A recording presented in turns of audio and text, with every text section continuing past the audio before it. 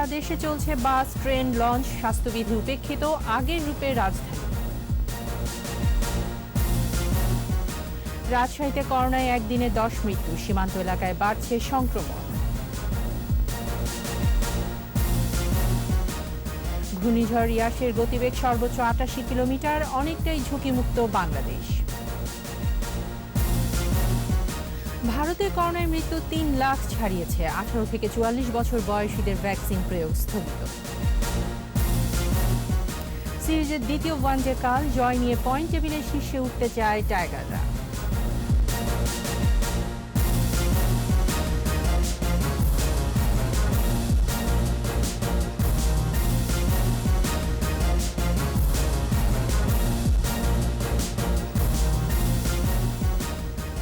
শুনছিলেন first security ইসলামী bank limited সংবাদ শিরোনাম। আমন্ত্রণ সন্ধ্যা 7টায় 21-এর সংবাদে। সাথে আছি আমি তাইসিন রহমান। দর্শক, 21 টেলিভিশনের সংবাদ একই সাথে সরাসরি দেখতে পাবেন আমাদের ফেসবুক পেজ www.facebook.com/2124 অনলাইনে। Mega spider ceiling fan, mega বাতাসে শান্তির পরশ। এছাড়া সংবাদে আরও থাকছে: বন্ধ জাতীয় চিড়িয়াখানায় হাতিদের দেয়া হচ্ছে ফুটবল প্রশিক্ষণ, বাড়ছে প্রজনন।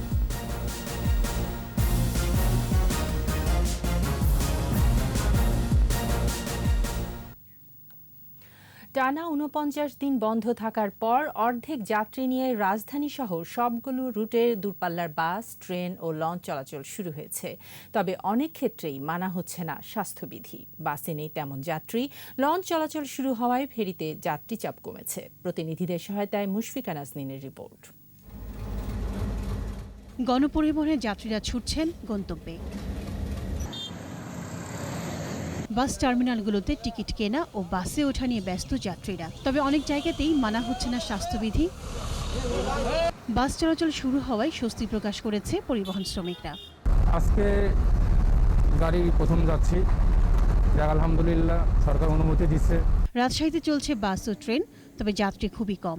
আন্তজেলা বাসের যাত্রী ও পরিবহন কর্মীরা মানছেন না স্বাস্থ্যবিধি। প্রথম দিন তুলনামূলকভাবে কম, 50% টিকিট বিক্রি করার ইনস্ট্রাকশন আছে।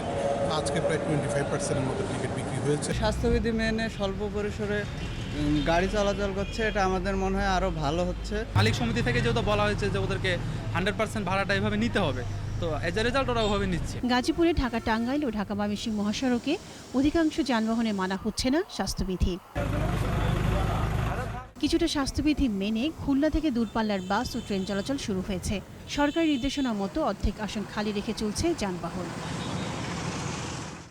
শিমুলিয়া বাংলাবাজার নৌ রুটে এই কদিন ফেরিতে যাত্রীদের উপচে পড়া ভিড় থাকলেও এখন চিত্র ভিন্ন। সকাল থেকে 17টি ফেরি চলাচল করলেও নেই যাত্রীদের চাপ। বেশিরভাগই নদী পার হচ্ছেন লঞ্চে করে। এছাড়া মুন্সিগঞ্জ, নারায়ণগঞ্জ নৌ রুটে লঞ্চ চলাচল শুরু হয়েছে। বরিশাল থেকেও ছেড়ে এসেছে লঞ্চ। মুশফিকা নাজনীন, 21 টেলিভিশন। এদিকে আন্তজেলা বাস, লঞ্চ ও ট্রেন চলাচল শুরুর পর সড়কে ফিরেছে ঢাকা। ট্রাফিক সিগন্যালে যানবাহনের লম্বা সারি, অনেকেই গণপরিবহনে জায়গা না পেয়ে হেঁটেই পৌঁছেছেন কর্মক্ষেত্রে। বিস্তারিত জানাচ্ছেন মিনালা দীপা। ঈদের পর আবারও বেড়েছে জনসমাগম। ঢাকার রাস্তায় দিন দশেক যানজট দেখা না গেলেও এখন ট্রাফিক সিগন্যালে যানবাহনের সারি। সোমবার দূরপাল্লার বাস এবং ট্রেন, লঞ্চ চলাচল শুরুর পর পাল্টে গেছে রাজধানীর চেহারা। রাস্তায় বেড়েছে গণপরিবহন, তবে অর্ধেক যাত্রী নিয়ে চলাচল করায় সিট না পেয়ে হেঁটেই কর্মস্থলে গেছেন অনেকে। ঢাকার কারওয়ান বাজার, ফার্মগেট, আসাদগেট ঘুরে দেখা গেছে যানবাহনের ভিড়। সায়দাবাদ, গাবতলী, মহাখালী থেকে ছেড়ে যাচ্ছে দূরপাল্লার বাস, তবে যাত্রী তুলনামূলকভাবে কম। নির্ঝঞ্ঝাটে যেতে পেরে খুশি তারা। দুই সিটে একজন, স্বাস্থ্যবিধি মানে এরা চালাইতেছে। বেকারি ছিলাম আমরা, এখন টুকটাক হলে আমরা মোটামুটি আমরা চলার মতন একটা সামর্থ্য হবে আমাদের। 7 সপ্তাহ পর শুরু হয়েছে ট্রেন চলাচল। সকাল থেকে দুপুর পর্যন্ত 6টি ট্রেন কমলাপুর ছেড়ে গেছে। অর্ধেক আসন খালি থাকায় যাত্রী উপস্থিতি কম। স্বাস্থ্যবিধি মানার জন্য যা যা করা প্রয়োজন সে সকল ব্যবস্থা গৃহীত না। নো মাস্ক নো সার্ভিস, সেটাকে কার্যকর করছি। সারা দেশে 28 জোড়া আন্তনগর ট্রেন, 9টি মেইল ও কম্পিউটার ট্রেন চলাচল করছে। কমলাপুর স্টেশন পরিদর্শনে গিয়ে রেলমন্ত্রী জানিয়েছেন, আপাতত কেবল অনলাইনে টিকিট পাওয়া যাবে। অনেকদিন পর যাত্রীদের পদচারণায় মুখর সদরঘাট। লালকুচি থেকে বাদামতলী পর্যন্ত শতাধিক লঞ্চ নোঙর করা। এর মধ্যে চাঁদপুর, শরীয়তপুর, মুলাদিগামী পন্টুন থেকে ৩০ মিনিট পরপরই ছাড়ছে লঞ্চ। বিকালে বাড়ে দক্ষিণাঞ্চলের যাত্রীদের চাপ। যদি কোনো মাস্ক ছাড়া উঠে তাদেরকে প্রবেশ করতে দিবেন না। সার্বিক পরিস্থিতির কোনো লঞ্চ যদি ব্যত্যয় ঘটায় তাহলে অবশ্যই তার বিরুদ্ধে আমরা আইনানুগ ব্যবস্থা নেব। মাঝে কয়েক দফা লকডাউনে শুধু জরুরি সেবা প্রতিষ্ঠান ও শিল্প কারখানা খোলা রাখার কথা বলা হলেও ধীরে ধীরে বেশিরভাগ প্রতিষ্ঠানই নিজ উদ্যোগে খুলেছে। তবে স্বাস্থ্যবিধি মানার ক্ষেত্রে দেখা গেছে উদাসীনতা। মিনালা দিবা, একুশে টেলিভিশন, ঢাকা। কোভিড-19-এ ২৪ ঘন্টায় ২৫ জনের মৃত্যু হয়েছে। এ নিয়ে মোট মৃত্যু ১২,৪০১। একদিনে শনাক্ত ১,৪৪১ ও সুস্থ হয়েছে ৮৩৪ জন। এদিকে রাজশাহী মেডিকেল কলেজ হাসপাতালে করোনা ওয়ার্ডে একদিনে মারা গেছে ১০ জন। চাঁপাইনবাবগঞ্জে ৭ দিনের বিশেষ লকডাউন ঘোষণা করা হয়েছে। সহকর্মীদের সাথে নিয়ে স্মৃতি মণ্ডলের রিপোর্ট। স্বাস্থ্য মন্ত্রণালয়ের সংবাদ বিজ্ঞপ্তি বলছে ৪৪৩তম দিনে ২৪ ঘন্টায় কোভিড-19-এ মারা গেছে ২৫ জন। মোট মৃত্যু ১২,৪০১। ৪৮৬টি ল্যাবে ১৭,৬৮৩টি নমুনা পরীক্ষায় শনাক্ত ১,৪৪১। নতুন ৮৩৪ জন সহ সুস্থ হয়েছে ৭,৩১,৫৩১। পরীক্ষা বিপরীতে দৈনিক সংক্রমণ হার বেড়ে হয়েছে ৮.১৫%। সুস্থতার হার ৯২% বেশি এবং মৃত্যু ১.৫৭%। এদিকে রাজশাহী মেডিকেল কলেজ হাসপাতালের করোনা ওয়ার্ডে একদিনে ১০ জন মারা গেছে। রোববার দুপুর থেকে সোমবার দুপুর পর্যন্ত বিভিন্ন সময় তারা মারা যান বলে জানান হাসপাতাল কর্তৃপক্ষ। ঈদের পরদিন থেকে রোগী বাড়া শুরু হলো এবং চাঁপাইনবাবগঞ্জটা একটা সীমান্তবর্তী একটা জেলা। বর্ডার মোটামুটি লোকজন এখানে বর্ডারে অনেক ক্রস করে ইন্ডিয়া যেতে পারে, আবার আসতেও পারে। সেই ক্ষেত্রে আমরা ধারণা করছি যেহেতু এই জায়গাটা এখান থেকে স্প্রেড করছে এবং এটা একটা সীমান্তবর্তী জেলা, এটা একটা ইন্ডিয়ান ভেরিয়েন্ট হলেও হতে পারে। রাজশাহী মেডিকেল কলেজ হাসপাতালের করোনা ওয়ার্ডে ১৫৮ জন ভর্তি আছেন। এর মধ্যে আইসিইউতে আছেন ১৩ জন। আক্রান্তদের বেশিরভাগ চাঁপাইনবাবগঞ্জ জেলার বাসিন্দা। ক্যাপাসিটি আমাদের একটা লিমিটেশন আছে, আমাদের আনলিমিটেড সিট নাই। তো সেই জন্য আমরা সবাইকে জানাচ্ছি এবং বলতেছি যে আমাদের হাসপাতালে সিট আছে, এইভাবে চললে প্রতিদিন ২০-২৫ জন রোগী করে ভর্তি হলে দেখা যায় ৩-৪ দিনের মধ্যে আমাদের ক্যাপাসিটি একদম শেষ হয়ে যাবে। এদিকে সংক্রমণ বাড়ায় চাঁপাইনবাবগঞ্জে বিশেষ লকডাউন ঘোষণা করা হয়েছে। স্মৃতি মণ্ডল, একুশে টেলিভিশন, ঢাকা। ধেয়ে আসছে ঘূর্ণিঝড় ইয়াস। এটি চট্টগ্রাম সমুদ্র বন্দর থেকে ৬৭৫ কিলোমিটার দক্ষিণ পশ্চিমে, কক্সবাজার সমুদ্র বন্দর থেকে ৬০৫ কিলোমিটার দক্ষিণ দক্ষিণ পশ্চিমে, মংলা সমুদ্র বন্দর থেকে ৬৫০ কিলোমিটার দক্ষিণে এবং পায়রা সমুদ্র বন্দর থেকে ৬০৫ কিলোমিটার দক্ষিণে অবস্থান করছে বলে জানিয়েছে আবহাওয়া অফিস। মফিউর রহমানের রিপোর্ট। বঙ্গোপসাগরে অবস্থানরত গভীর নিম্নচাপটি উত্তর পশ্চিম দিকে অগ্রসর হয়ে রূপ নিয়েছে ঘূর্ণিঝড়ে। এর কেন্দ্রের ৫৪ কিলোমিটারের মধ্যে বাতাসের একটানা সর্বোচ্চ গতিবেগ ঘণ্টায় ৬২ কিলোমিটার, যা দমকা বা ঝোড়ো হাওয়া আকারে ৮৮ কিলোমিটার পর্যন্ত বৃদ্ধি পাচ্ছে। ঘূর্ণিঝড়ের কারণে সাগর উত্তাল। এটি আরও শক্তি সঞ্চয় করে পশ্চিমবঙ্গ উড়িষ্যা উপকূলে ২৬ তারিখ আঘাত হানবে বলে জানিয়েছে আবহাওয়া অফিস। অবস্থান এবং গতি প্রকৃতি সেটা দেখে মনে হচ্ছে ঘূর্ণিঝড়টি উত্তর পশ্চিম দিকে অগ্রসর হবে এবং অগ্রসরে এটি ২৬ তারিখ দুপুরের দিকে আপনার উড়িষ্যা এবং পশ্চিমবঙ্গ দিয়ে উপকূল অতিক্রম করবে। এখনও সুপার সাইক্লোনের কোনো এখন পর্যন্ত এর গতি প্রকৃতি এটা severe cyclone, very severe cyclone হবে। এর প্রভাবে দেশের ঢাকা, বরিশাল, চট্টগ্রাম ও খুলনা বিভাগের কিছু কিছু জায়গায় এবং রংপুর, রাজশাহী, ময়মনসিংহ বিভাগের ২-১ জায়গায় অস্থায়ী ঝোড়ো হাওয়া সহ বজ্রবৃষ্টি হতে পারে। সেই সাথে কোথাও কোথাও মাঝারি ধরনের ভারী থেকে ভারী বর্ষণ হতে পারে। বাংলাদেশের দক্ষিণ পশ্চিমাংশ অর্থাৎ খুলনা বিভাগের কিছুটা আপনার এর প্রভাব পড়বে খুলনা বিভাগে। তো আগামীকালকে নাগাদ এটা আরও পরিষ্কারভাবে বোঝা যাবে যে খুলনায় কী ধরনের প্রভাব পড়বে। উত্তর বঙ্গোপসাগর ও গভীর সাগরে অবস্থানরত সকল মাছ ধরা নৌকা ও ট্রলারকে পরবর্তী নির্দেশনা না দেয়া পর্যন্ত নিরাপদ আশ্রয় থেকে সাবধানে চলাচল করতে বলা হয়েছে। মফিউর রহমান, একুশে টেলিভিশন, ঢাকা। ঘূর্ণিঝড় ইয়াস এখন যে পথ ধরে এগোচ্ছে গতিপথ একই রকম থাকলে বাংলাদেশের ক্ষতির ঝুঁকি কম হবে বলেছেন দুর্যোগ ব্যবস্থাপনা ও ত্রাণ প্রতিমন্ত্রী ডাক্তার এনামুর রহমান। সচিবালয়ে ঘূর্ণিঝড় প্রস্তুতি বিষয়ক সভা শেষে তিনি বলেন, নিম্নচাপটি সকাল 6টায় ঘূর্ণিঝড়ের রূপ নিয়েছে। এটি এখনও অতটা শক্তিশালী হতে পারেনি। বিস্তারিত সাইদুল ইসলামের রিপোর্টে। ঘূর্ণিঝড় ইয়াসের সর্বশেষ পরিস্থিতি নিয়ে দুর্যোগ ও ত্রাণ মন্ত্রণালয়ের সভাকক্ষে বৈঠক। এতে দেখানো হয় ঘূর্ণিঝড়টির গতিপথের চিত্র। ঘূর্ণিঝড়টি ভারতের উড়িষ্যার উপকূল দিয়ে যাচ্ছে। যদি গতিপথ পরিবর্তন না করে তবে বাংলাদেশ উপকূলে আঘাত হানার আশঙ্কা নেই। বাংলাদেশ থেকে 605 কিলোমিটার দূরে এর অবস্থান এবং এর দিকটা হলো উত্তর পশ্চিমাংশে সরাসরি উড়িষ্যার দিকে। যদি এর গতিপথ একই রকম থাকে তাহলে বাংলাদেশ উপকূলে আপাতত এর ক্ষতির কোনো প্রভাব হবে না বলে আমরা আশা করছি। এর মধ্যে সম্ভাব্য দুর্যোগ মোকাবেলায় সব ধরনের প্রস্তুতি নেওয়া হয়েছে জানান প্রতিমন্ত্রী। আমাদের মাঠ প্রশাসনের কর্মকর্তারা এবং আমাদের রাজনৈতিক দল বাংলাদেশ আওয়ামী লীগের নেতাকর্মীরা সবাই প্রস্তুত আছে, সতর্ক আছে। যে কোনো নির্দেশনার ভিত্তিতে তারা কাজ করবে। এদিকে ঘূর্ণিঝড় ইয়াস মোকাবেলায় উপকূলীয় জেলাগুলোতে নেওয়া হয়েছে ব্যাপক প্রস্তুতি।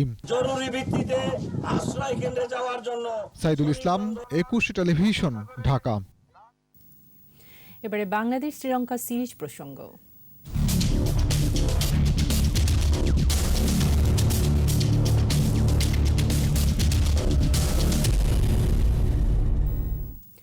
তিন ম্যাচ সিরিজের দ্বিতীয় ওয়ানডেতে কাল বাংলাদেশের মুখোমুখি হচ্ছে শ্রীলঙ্কা। মিরপুর শেরেবাংলা স্টেডিয়ামে দিবারাত্রির ম্যাচটি শুরু হবে বেলা 1টায়। অবশেষে জয়ের ধারায় ফেরা টিম বাংলাদেশ দ্বিতীয় ম্যাচ জিতে সিরিজ নিশ্চিত করতে চায়। আর দ্বিতীয় ওয়ানডেতে ঘুরে দাঁড়ানোর প্রত্যয় নিয়ে মাঠে নামবে শ্রীলঙ্কা। পারভেজ খোকনের রিপোর্ট। প্রথম ওয়ানডেতে লঙ্কানদের হারিয়ে জয়ের ধারায় ফিরেছে টিম বাংলাদেশ। সিরিজে এগিয়ে 1-0-তে। সেই ধারাবাহিকতায় সিরিজ থেকে পূর্ণ পয়েন্ট চাইছে টাইগাররা। দায়িত্বশীল ব্যাটিংয়ের পাশাপাশি বোলিংয়ে পারফরমেন্স করতে পারলে সিরিজ জেতার স্বপ্ন দেখতেই পারে স্বাগতিকরা। 2023 বিশ্বকাপে সরাসরি খেলতে হলে আইসিসি বিশ্বকাপ সুপার লিগের সেরা 8-এ থাকতে হবে বাংলাদেশকে। ফলে লঙ্কানদের বিপক্ষে সিরিজটি টাইগারদের জন্য গুরুত্বপূর্ণ। এই সিরিজে হোয়াইট ওয়াশ কিংবা 2-1-এ জয় পেলে পয়েন্ট টেবিলে শীর্ষে উঠে যাবে বাংলাদেশ। এদিকে সিরিজ রক্ষায় দ্বিতীয় ওয়ানডেতে লঙ্কানদের জয়ের বিকল্প নেই। তাই তো টিম বাংলাদেশ দ্বিতীয় ম্যাচের আগে অনুশীলন না করলেও করেছে সফরকারী দলটি। সিরিজের তৃতীয় ও শেষ ওয়ানডেটি হবে 28 মে। পারভেজ খোকন, 21 টেলিভিশন। নিচ্ছি প্রিমিয়ার ব্যাংক লিমিটেড সংবাদ বিরতি। নো মাস্ক নো সার্ভিস বিধি মেনে চলুন, সুস্থ থাকুন। বিরতির পর যা থাকবে: 85 কোটি টাকা ঋণের 48 কোটি টাকা সুদ মওকুফ। কৃষি ব্যাংকের নথি হাইকোর্টের তলব। করোনায় কর্মহীনদের জন্য আর্থিক সহায়তার আহ্বান। বাজেটে নারী উদ্যোক্তাদের জন্য বিশেষ বরাদ্দ রাখার পরামর্শ।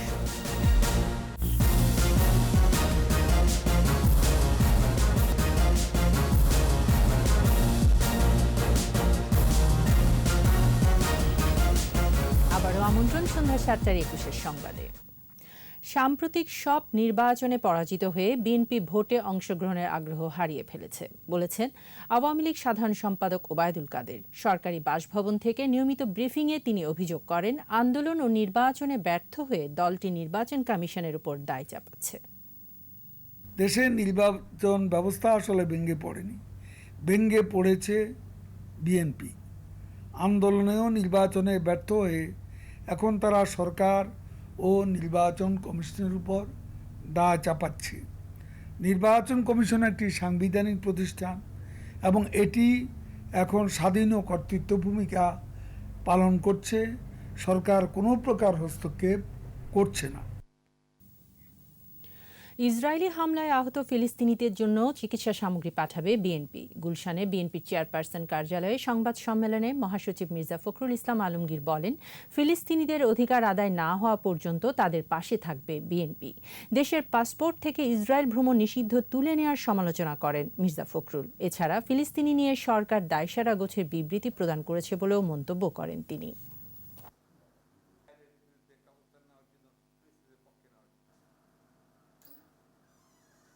আমাদের দল ফিলিস্তিনিদের প্রতি সংহতি প্রকাশ করে যুদ্ধাহতদের জন্য যথাসাধ্য ঔষধ সামগ্রী পাঠানোর সিদ্ধান্ত নিয়েছে। সাংবাদিক রোজিনা ইসলামের মুক্তিতে বিএনপি সন্তুষ্ট হতে পারেনি বলে মন্তব্য করেছেন তথ্য ও সম্প্রচার মন্ত্রী ডক্টর হাসান মাহমুদ। সচিবালয়ে চট্টগ্রামের রাঙ্গুনিয়া উপজেলার জন্য বিনামূল্যে অ্যাম্বুলেন্স প্রদান অনুষ্ঠানে মন্ত্রী বলেন, রোজিনা ইসলাম মুক্তি পাওয়ায় বিএনপি আর আন্দোলন করতে পারছে না। বাংলাদেশের নতুন পাসপোর্টে ইসরায়েল বিষয়ক নির্দেশিকা না থাকার বিষয়ে তিনি বলেন, এতে বাংলাদেশের অবস্থানের কোনো পরিবর্তন হচ্ছে না। ফিলিস্তিন রাষ্ট্র প্রতিষ্ঠা এবং ইসরায়েলি আগ্রাসনের বিরুদ্ধে আমাদের যে নীতি, ইসরায়েলি আগ্রাসনের মাধ্যমে মানবতার বিরুদ্ধে যে অপরাধ নিয়মিতভাবে ইসরায়েল সংগঠিত করে আসছে, সেটির বিরুদ্ধে বাংলাদেশের যে অবস্থান, সে অবস্থান একই জায়গায় আছে, বরং আরও এই সাম্প্রতিক যে ইসরায়েলের পক্ষ থেকে যেভাবে হামলা পরিচালনা করা হয়েছে, বাংলাদেশের সে অবস্থান আরও সংহত হয়েছে। বাংলাদেশ প্রতিবাদ জানিয়েছে। চট্টগ্রাম দক্ষিণ জেলা বিএনপির সাবেক যুগ্ম আহ্বায়ক মোহাম্মদ আলী আব্বাসের 85 কোটি টাকা ঋণের বিপরীতে অবৈধভাবে 48 কোটি টাকা সুদ মওকুফের নথি তলব করেছেন হাইকোর্ট। বিচারপতি এম ইনায়েতুর রহিম ও বিচারপতি সর্দার মোহাম্মদ রাশেদ জাহাঙ্গীরের বেঞ্চ এ আদেশ দেন। রিটকারী আইনজীবী জানান, প্রায় 1 দশক আগে কৃষি ব্যাংক থেকে 85 কোটি টাকা ঋণ নিয়েছিলেন আলী আব্বাস। পরিশোধ না করায় 2 বছর পর অর্থ ঋণ আদালতে মামলা হয়। ওই টাকায় নিজের ও স্ত্রীর নামে সম্পদ অর্জন ও অর্থ পাচারের অভিযোগে দুর্নীতি দমন কমিশনও মামলা করে। কিন্তু দুটি মামলার কোনোটি নিষ্পত্তি হওয়ার আগেই ব্যাংক কর্তৃপক্ষ ওই ঋণের প্রায় 48 কোটি টাকা সুদ মওকুফ করে দেয়।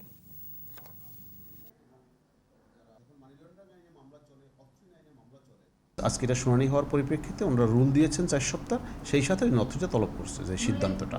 এটা বিবাদী হলো, প্রথমে হলো অর্থ সচিব, অর্থ বিভাগ, তারপর হলো বাংলাদেশ ব্যাংক, তারপরে বাংলাদেশ ফিনান্সিয়াল ইন্টেলিজেন্স ইউনিট, তারপরে হলো আপনার কৃষি ব্যাংকের চেয়ারম্যান, কৃষি ব্যাংকের ম্যানেজিং ডিরেক্টর এবং আগ্রাবাদ শাখার ব্যবস্থাপক। বাজেট প্রসঙ্গ।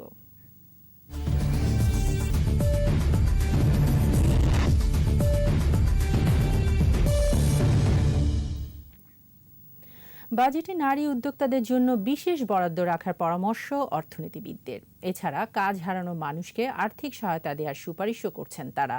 আর বিশেষজ্ঞরা বললেন, নারীর অধিকার ও কর্মক্ষেত্রে সমতা নিশ্চিতে ভালো নীতিমালা আছে, কিন্তু বাস্তবায়নের অভাবে তার সুফল মিলছে না। মানিক শিকদারের রিপোর্ট। করোনার প্রাদুর্ভাবে দেশে বিপুল সংখ্যক মানুষ কাজ হারিয়েছেন। এতে নতুন করে বেকারত্বের তালিকায় যোগ হয়েছে কোটি মানুষ। আর সবচেয়ে বেশি ক্ষতির মুখে পড়েছেন নারীরা। গৃহকর্মী ও তৈরি পোশাক শিল্পের সাথে জড়িত যেসব নারীরা বেকার হয়েছেন, তাদের বেশিরভাগই নতুন করে কাজ পাচ্ছেন না। জেন্ডার বাজেট নিয়ে স্টেপস এবং গ্যাড অ্যালায়েন্সের ভার্চুয়াল আলোচনায় এমন তথ্যই উঠে আসে। নারীর ক্ষমতায়নের জন্য দীর্ঘদিন পর্যন্ত বেসরকারি উদ্যোগগুলোকে এমন অবস্থায় বেকার হওয়া নারীদের আসন্ন 2021-22 অর্থ বছরের বাজেটে বিশেষ সহায়তা দিয়ে ক্ষুদ্র উদ্যোক্তা হিসেবে প্রতিষ্ঠিত করার পরামর্শ দিলেন সাবেক গভর্নর ও অর্থনীতিবিদ ডক্টর আতিউর রহমান। কোভিড থেকে পুনরুদ্ধারের যে প্রক্রিয়া, যেটি একদিকে হতে হবে খুবই জেন্ডার সংবেদনশীল এবং ক্লাইমেট চেঞ্জ সংবেদনশীল, আমরা আশা করব বাজেটে এগুলোর সুষ্ঠু প্রতিফলন ঘটবে বলে আমি প্রত্যাশা করি। এদিকে ক্ষতিগ্রস্ত ও নতুন উদ্যোক্তাদের জন্য বাজেটে কিছু বরাদ্দ থাকলেও ঋণ প্রাপ্তির ক্ষেত্রে জটিলতা রয়েই গেছে। তাই ঋণ প্রক্রিয়া সহজ ও ডিজিটালাইজড করার তাগিদ অর্থনীতিবিদদের। করোনায় যাদের অনেক ক্ষতি হয়েছে সেই নারী উদ্যোক্তারা এইভাবে লোন পাবেন না, আনলেস আমি বলবো যে নারীদের জন্য স্পেশালি দেওয়া উচিত এবং তার জন্য বাজেটে প্রভিশন রাখতে হবে। তাহলে কৃষিতে আমাদের কয়েকটা বিষয়ে কিভাবে নারীদের কাছে আমরা পৌঁছাতে পারবো, সেটা নিয়ে একটা স্পেসিফিক পরিকল্পনা এই আগামী বাজেটে থাকতে হবে। দেশের নারীদের 38% কর্মক্ষেত্রে জড়িত। তাই জাতীয় বাজেটেও নারীর কর্মসংস্থান ও অধিকারের ক্ষেত্রে ন্যায্যতা প্রত্যাশা করছেন বিশেষজ্ঞরা। 3 কোটি বেকার হয়ে গেছে অথবা ইনকাম এত কমেছে যে খাওয়া দাওয়াও তাদের ঠিকমতো হচ্ছে না। মানিক শিকদার, 21 টেলিভিশন, ঢাকা। ব্যবসা বাণিজ্য ও অর্থনীতি পুনরুদ্ধারে বাজেটে ভর্তুকি ও প্রণোদনায় বড় আকারের বরাদ্দ থাকছে। ভর্তুকি বাড়ছে কৃষি, বিদ্যুৎ ও খাদ্য নিরাপত্তায়। প্রণোদনা অব্যাহত থাকছে রেমিটেন্সে। অর্থনীতিবিদ ও ব্যবসায়ীরা বলছেন, করোনার প্রভাব মোকাবেলা করে জীবন জীবিকা সচল রাখতে সরকারি নীতি সহায়তা চালু রাখা জরুরি। দীপু সারোয়ারের রিপোর্ট। করোনা পরিস্থিতিতে দেশের ব্যবসা বাণিজ্য তথা সার্বিক অর্থনৈতিক কর্মকাণ্ড সচল রাখতে বিভিন্ন খাতে প্রায় 1,25,000 কোটি টাকার মোট 23 আর্থিক প্রণোদনা প্যাকেজ দিয়েছে সরকার, যার বেশিরভাগই উদ্যোক্তারা পেয়েছেন চলতি মূলধন হিসেবে, যা এখন ফেরত আসার কথা। কিন্তু করোনার দ্বিতীয় ঢেউ সব হিসাব বদলে দিয়েছে। ঋণ পরিশোধে বাড়তি সময় পাচ্ছেন গ্রহীতারা। ব্যাংক নির্ভর এসব প্যাকেজে মোটা অঙ্কের সুদ ভর্তুকি দিতে হচ্ছে সরকারকে। তাই আসন্ন বাজেটে প্রণোদনা প্যাকেজের সুদ ভর্তুকিতে বরাদ্দ রাখা হচ্ছে কমপক্ষে 2,000 কোটি টাকা। এবং আমি আশাবাদী সরকার এবার মহামারীকে কেন্দ্র করে একটা কোভিড সেন্ট্রিক বাজেট তৈরি করবেন। 2021-22 অর্থ বছরের বাজেটে ভর্তুকি ও প্রণোদনা মিলে প্রায় 48,500 কোটি টাকা বরাদ্দ রাখা হচ্ছে, যা সম্ভাব্য 6,02,000 কোটি টাকার বাজেটের 8% বেশি। এর মধ্যে কৃষি খাতে 9,500 কোটি টাকা, বিদ্যুৎ খাতে 9,000 কোটি টাকা, রপ্তানি খাতে 7,350 কোটি টাকা ভর্তুকি বাবদ বরাদ্দ রাখা হচ্ছে। এছাড়া খাদ্যে 6,000 কোটি টাকা, রেমিটেন্সে 4,000 কোটি টাকা ভর্তুকি দেয়া হতে পারে। অর্থনীতিবিদরা বলছেন, করোনা পরিস্থিতিতে খাদ্য নিরাপত্তা জোরদার, স্থানীয় শিল্পের সুরক্ষা ও রেমিটেন্স প্রবাহ ধরে রাখতে নতুন বাজেটেও ভর্তুকি ও প্রণোদনা অব্যাহত রাখার উদ্যোগ ইতিবাচক।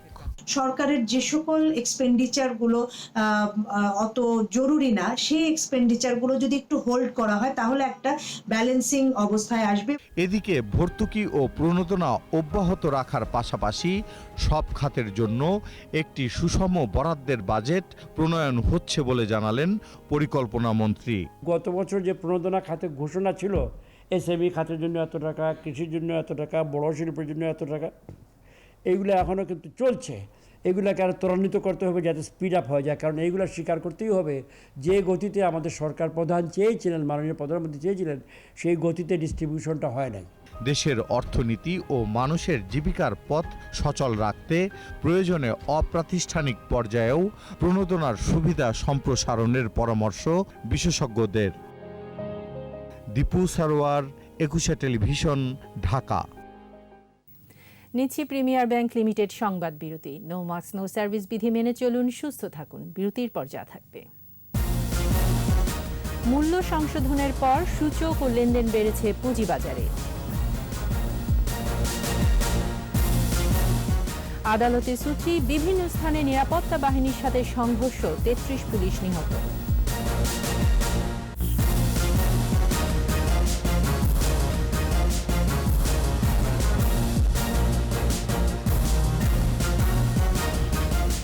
আবারও আমন্ত্রণ সন্ধ্যা 7:21 সংবাদে। ভূমি ব্যবস্থাপনা ও সেবা মানুষের দ্বারে দ্বারে পৌঁছে দিতে অনলাইনে সব ধরনের ফি প্রদানের উদ্বোধন করা হয়েছে। মন্ত্রণালয় সভাকক্ষে ভূমিমন্ত্রী সাইফুজ্জামান চৌধুরী জানান, এখন থেকে সব নাগরিক ভূমি উন্নয়ন কর, মিউটেশন ফি, খতিয়ান ফি সহ যাবতীয় কার্যক্রম অনলাইনে সম্পাদন করতে পারবে। মন্ত্রী আরও বলেন, এর মাধ্যমে গ্রাহকরা হয়রানি মুক্ত হবে, একই সাথে দুর্নীতিমুক্ত হবে সংশ্লিষ্ট অফিসগুলো। একেবারে সাধারণ জনগণকে তাদের দোরগোড়ায় সেবা পৌঁছে দেওয়া, ই পর্চা এবং ই মিউটেশন এবং এখন অনলাইন ল্যান্ড ট্যাক্স, তো ওগুলো তো আগে হয়েছে, বাট এখন তো অনলাইন ল্যান্ড ট্যাক্স যেটা, it has to B through digital process. আলহামদুলিল্লাহ আমাদের এই ডিজিটাল প্রসেসটা খুবই এফেক্টিভ হয়েছে। এখনও পুরোপুরি ডিজিটাল হতে পারেনি ডাক বিভাগ। ম্যানুয়াল পদ্ধতিতে চলছে বেশিরভাগ কাজ, তাই দ্রুততম সময়ে চিঠি বিলি ও পার্সেল সেবা প্রদান করা যাচ্ছে না। অভাব আছে ডাক পিয়নের। ডাক অধিদপ্তরের পরিচালক হারুনুর রশিদ জানালেন, পর্যাপ্ত অটোমেটেড লেটার সর্টিং মেশিন স্থাপন ও ডাক পিয়ন পদে দ্রুত নিয়োগের প্রক্রিয়া শুরু হবে। শাকেরা আরজুর 2 পর্বের প্রতিবেদনের শেষ পর্ব।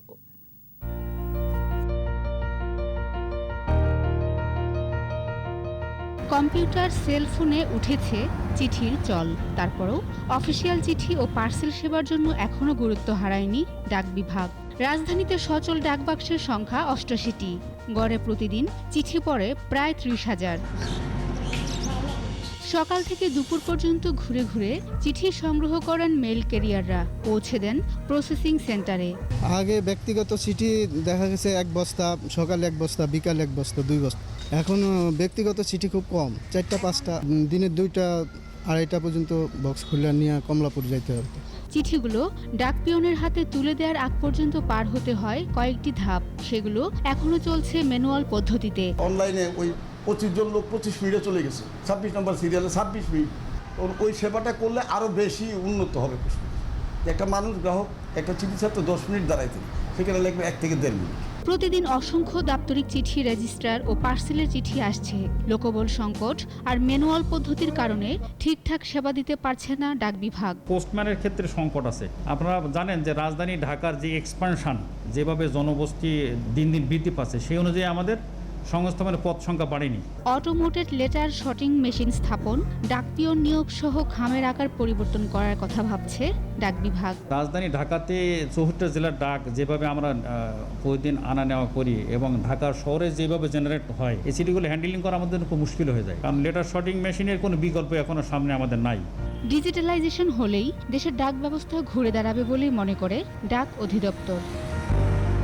শাকেরা আরজু, 21 টেলিভিশন, ঢাকা। এবার ব্যবসা বাণিজ্যের খবর।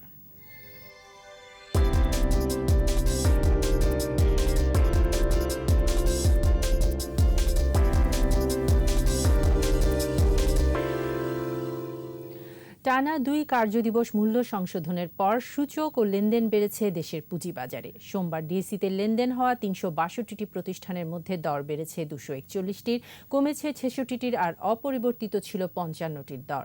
ডিএসইর প্রধান সূচক ডিএসই এক্স 55 পয়েন্ট বেড়ে উঠে আসে 5842 পয়েন্টে। দিন শেষে ডিএসইতে লেনদেনের পরিমাণ দাঁড়ায় 1820 কোটি 7 লাখ টাকা।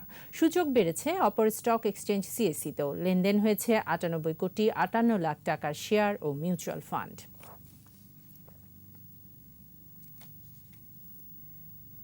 করোনায় জাতীয় চিড়িয়াখানা বন্ধ। এই পরিবেশে ফুটবলের প্রশিক্ষণ দেওয়া হচ্ছে চিড়িয়াখানার হাতিগুলোকে। কসরত শিখে ফেললে হাতির পায়ে ফুটবল খেলার বাড়তি বিনোদন পাবেন দর্শনার্থীরা। এদিকে অনুকূল পরিবেশ আর পর্যাপ্ত খাবার পেয়ে বেশ ফুরফুরে চিড়িয়াখানার প্রাণীরা, বংশ বৃদ্ধি করছে তারা। মাহমুদ হাসানের রিপোর্ট। পায়ের কাছে বল পেলেই গোলপোস্টে কিক করছে হাতি। বিদেশ নয়, এমন দৃশ্য মিলছে জাতীয় চিড়িয়াখানাতেই। রাজা বাহাদুর এবং সুন্দরী নামের 2টি হাতি প্রতিদিনই খেলছে ফুটবল। খেলার নানা কায়দা কৌশল রপ্ত করতেও রীতিমতো ব্যস্ত তারা। শুধু ফুটবল নয়, বাস্কেটবলও খেলানো হবে তাদের দিয়ে। এই জন্য নিয়মিত প্রশিক্ষণের পাশাপাশি শারীরিক কসরতও করতে হয় হাতিদের, আর এতে এরা সুস্থ থাকবে বলে জানান চিড়িয়াখানার কর্মকর্তারা। বিশ্বের বিভিন্ন চিড়িয়াখানার প্রাণীরা নানা রকম খেলা ও কসরত দেখিয়ে দর্শনার্থীদের মন জয় করে থাকে। তাই দেশের চিড়িয়াখানাতেও নতুন মাত্রা যোগ করতে কর্তৃপক্ষের এই উদ্যোগ। যে মানুষ তো রাস্তাঘাটে হাতি দেখে, সেখানেও হাতি দেখে, এখানেও টিকিট করে এসে ভিতরে হাতি দেখবে চলে যাবে, তো ডিফারেন্সটা কোথায় থাকবে? আমি বিগত 3 মাস যাবত এটাকে প্রশিক্ষণে আমি নিয়ে আসছি। এখন তারা মোটামুটিভাবে 70% অ্যাচিভ করতে পারছে তারা ফুটবল। আমি এরপরে চেষ্টা করব যে এটাকে কিভাবে বাস্কেটবলে আর একটা চ্যালেঞ্জ আমরা নিতে পারি। এদিকে করোনার এই দীর্ঘ ছুটিতে চিড়িয়াখানার প্রাণীদের সাথে সখ্যতা বেড়েছে কেয়ারটেকারদের। জলহস্তিদের কাছে ডেকে খাবার খাওয়ান তারা। আলাদা আলাদা নামে ডাকলেও সাড়া দেয় তারা। গত করোনার ভিতরে 2টা বাচ্চা দিয়েছিল, এবার করোনার ভিতরে একটা বাচ্চা পাইছি, আর একটা বাচ্চা ইনশাআল্লাহ দিবে। 3টি থেকে এখন 8টিতে জিরাফের সংখ্যা। বিশাল উচ্চতার এই প্রাণীটিকেও আদরে আগলে রেখেছেন এদের কেয়ারটেকার। কাছে পেলেই করে বসে বায়না, আরও খাবার চাই। চিড়িয়াখানার প্রায় সব প্রাণী এখন কোলাহলমুক্ত সময় পার করছে। ইতিমধ্যে নতুন নতুন অতিথি এসেছে বিভিন্ন প্রাণীর ঘরে, আরও আসবে বলেও জানালেন প্রতিষ্ঠানটির কর্মকর্তারা। তাই প্রাণীরা পাচ্ছেন খানিকটা বাড়তি যত্ন।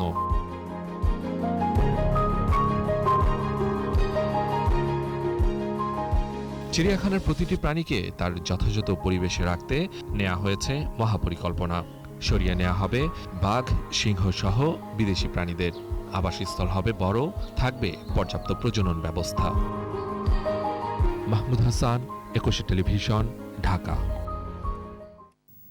আর এরই সাথে শেষ করছে সন্ধ্যা 7টার 21 সংবাদ। যাবার আগে ফার্স্ট সিকিউরিটি ইসলামী ব্যাংক লিমিটেড সংবাদ শিরোনামগুলো জানিয়ে দিচ্ছি আরও একবার।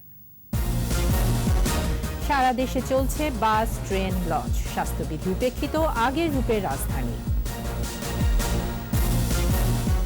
রাজশাহীতে করোনায় একদিনে 10 মৃত্যু, সীমান্ত এলাকায় বাড়ছে সংক্রমণ। ঘূর্ণিঝড় ইয়াসের গতিবেগ সর্বোচ্চ 88 কিলোমিটার, অনেকটাই ঝুঁকিমুক্ত বাংলাদেশ। ভারতের করোনায় মৃত্যু 3 লাখ ছাড়িয়েছে, 18 থেকে 44 বছর বয়সীদের ভ্যাকসিন প্রয়োগ স্থগিত। সিরিজের দ্বিতীয় ওয়ানডে কাল, জয় নিয়ে পয়েন্ট টেবিলের শীর্ষে উঠতে চায় টাইগাররা।